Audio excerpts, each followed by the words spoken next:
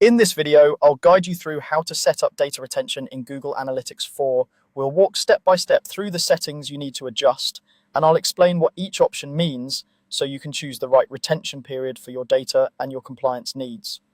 First, open your browser and go to analytics.google.com.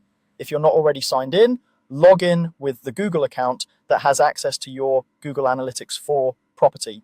Once you're in, make sure you're working with the correct account and property. You can check this at the top of the screen where you'll see the account and property drop-downs. If you manage multiple properties, it's especially important to double check that you're adjusting settings for the right one.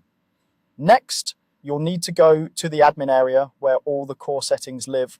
Look to the lower left corner of the interface and click the admin option, which is represented by a small gear icon. This opens the main settings panel, and from here we can control how long data is stored, along with many other configuration options.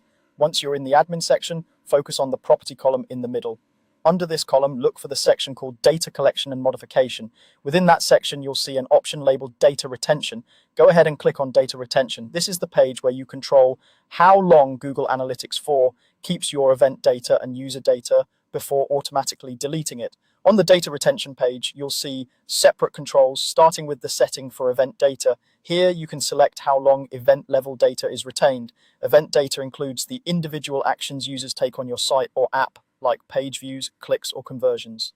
The drop-down will show different retention periods, usually a shorter default and one or more longer options. Choose the retention period that best aligns with your reporting and regulatory requirements. For example, if you need to analyze user behavior over a longer time frame, you might want a longer retention period. If you have strict privacy policies or legal requirements, you may choose a shorter one to minimize stored data. After you've selected the retention period for event data, move down to the section labeled User Data. This setting controls how long data associated with individual users is retained. User data can include identifiers that allow analytics to associate multiple events with the same user over time.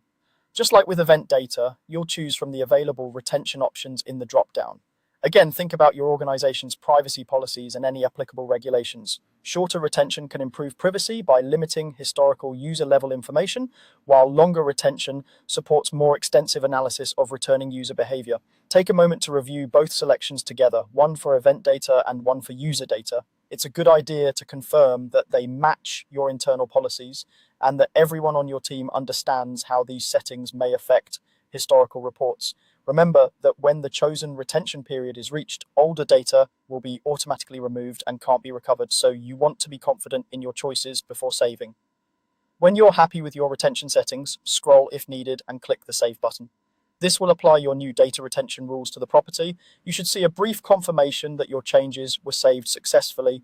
That's all you need to do to set up data retention in Google Analytics 4. You've gone from opening analytics to the admin area into the data retention settings, and you've set specific retention periods for both event data and user data, then saved your changes.